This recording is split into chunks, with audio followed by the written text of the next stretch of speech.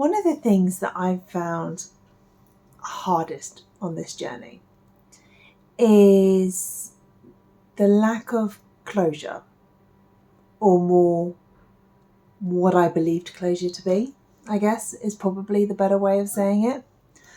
When you are, and I've talked about this a lot, when you decide to pursue your dreams and you decide to pursue that life that you've been seeking and to really sort of kind of go for it, you change.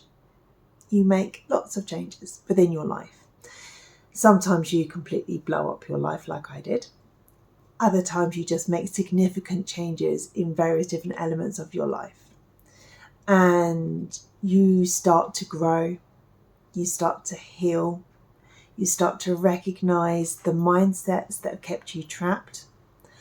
And you really examine where those good mindsets have come from, who those mindsets have come from usually, and whether or not that be friends and family, trauma,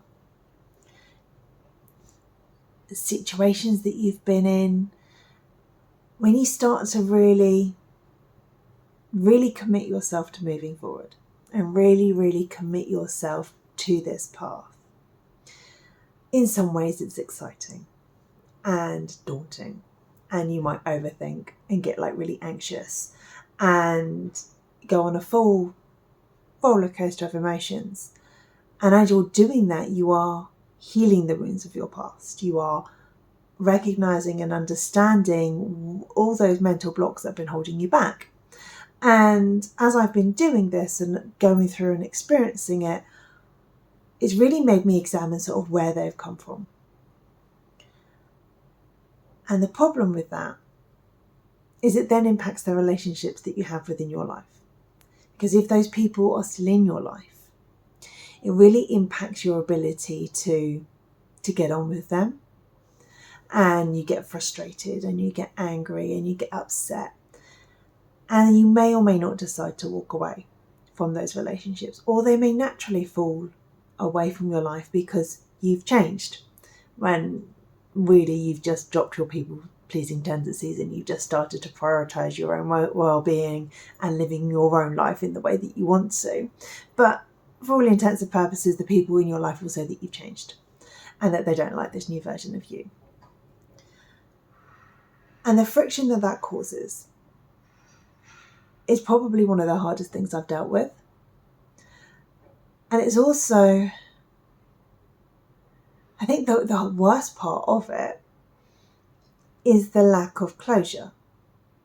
Because when you look back and you realise that you were making the decisions because that's what you were brought up to believe, or that that's what people had said to you, or that their own limiting beliefs they had applied to you because they are completely unable to see a different outcome, so believe that they're protecting you when actually they're squashing you down. And when you look at that, it's easy to get really frustrated and to want to hold someone accountable for it. Because if you believe that you're not where you should be, you want to hold someone accountable for that. And when you realise that the limiting belief that you were adhering to so strictly wasn't actually yours to begin with, that you gave up on something that you would have pursued 10 years earlier had it not been for that person or that group of people's influence on you, that resentment is really hard to deal with. And that resentment is really hard to get over. And we're taught that when we harbour resentment, it's that we need closure. And to get closure, you confront the person. But what does that actually achieve? A lot of people have asked me who I've confronted, and have I confronted people, and have I brought it up, and what did I achieve through that, and how much better do I feel because of it? But over time, and I have confronted people in the past, I'm not saying that I haven't, and I have tried to gain that closure from people where I've recognised that they've really hurt me, and I've tried to get that closure. But in my experience, it goes a couple of different ways. The person that you're talking to doesn't view that they've done anything wrong.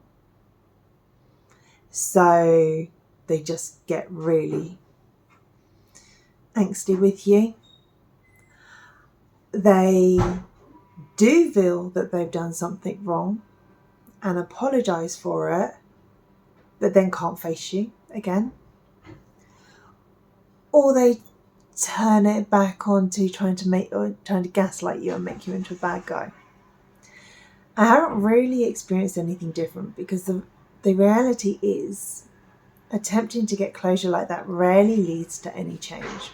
Because if you're already feeling separated from that person, it's because they're not on the same path as you.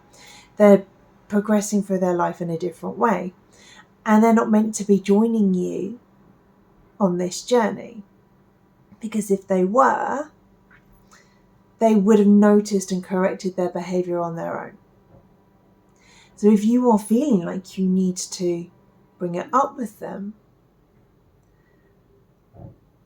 who is that for? And what do you actually want them to say? And how is that actually going to make you feel? And I'm not saying that you should let people just get away with treating you poorly. I'm a big advocate for cutting people out of your life if they, deserve to be cut out of your life. But when it comes to that confrontation, what is that meant to achieve? Because in my experience, all it has done is cause most people to make me out to be the bad guy. They try and force me to apologise for them upsetting me.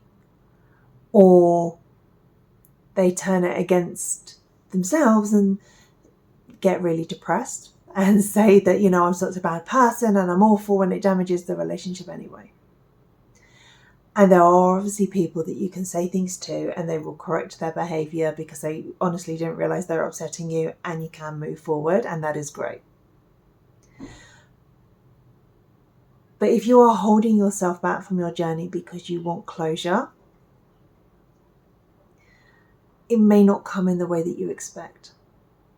Because I've found that the closure that I've got from dealing with what's happened to me in the past was not through that confrontation and demanding apologies for people. It was for accepting that that person has reacted in that way because that is the person that they are. And I reacted in that way because that was the person that I was at that time.